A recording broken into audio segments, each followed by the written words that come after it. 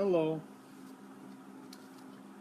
We're going to try to do what I was calling part 2 of Knowing Your Own True Self, which is from Swami Rama's writings.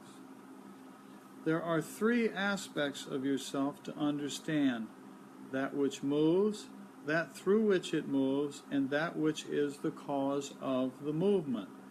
You have to clearly understand these 3 aspects to fully understand yourself. The nature of the hub within cannot be imagined with the mind, because your mind is conditioned by time, space, and causation.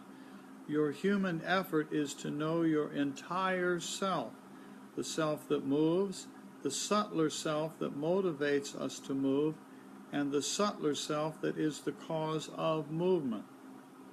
That is why you should distinguish between the mere self and the real self. We will explore the mere self first. Perhaps your mother gave you a particular name and told you that you were far superior to other children. Then you took that idea into your mind, although you never tried to understand it, and now you act according to that idea of your superiority. That is your mere self, the sense of self you acquired. When you are involved in that mere self so deeply, you are strengthening and feeding your ego again and again. And because of that, your development does not go beyond that ego or limited sense of self. That which separates you from your real self, the whole and real, is your ego. You may wonder how you can cut down that ego, or may try to tear it down or forget it, but that's not possible. Instead, you have to learn to polish or train your ego. When the ego becomes aware of the reality, it is trained, and then the ego is useful. If the ego does not remain aware of the reality, then the ego becomes unhelpful. It is then harmful or an obstacle. The mind is a great tool that you can learn to use when you know about the various faculties of the mind. The mind has 4 main faculties, which we will describe briefly here and more fully in a later chapter. The first is ego, or ahamkara, which is one of the most prominent and powerful. That which says, "This is mine, this is me," is ego. When you become dishonest, you become egotistical. And whenever you are egotistical, you are also dishonest.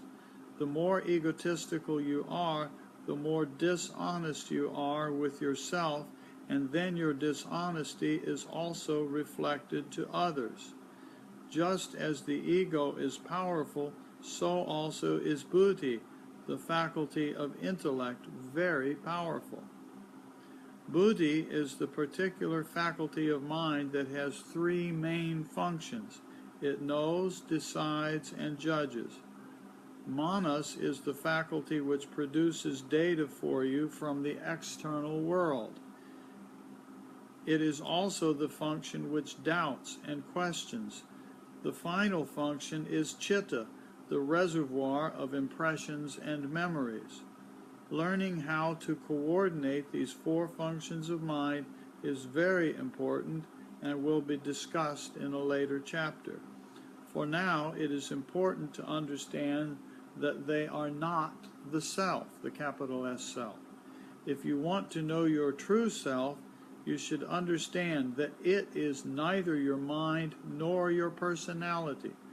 The personality is something outside your S-E-L-F self, capital S self. The personality is something outside yourself. The word personality comes from its root word, persona, a Greek word that refers to coverings and masks. If you remove all the coverings and veils of your personality one by one, you will find the real light within. you will find the real self. In meditation, you don't eliminate any aspect of yourself or your ego, but you learn to go inside to this source and this light. You are not searching for something outside yourself that is difficult to find. You are searching for someone who is already within you, so it is actually easy to find. But unfortunately, the training to do that is usually not present. Since your childhood, you have not been trained to see things in the internal world. Instead, you have been taught to see things and to watch and judge things in the external world.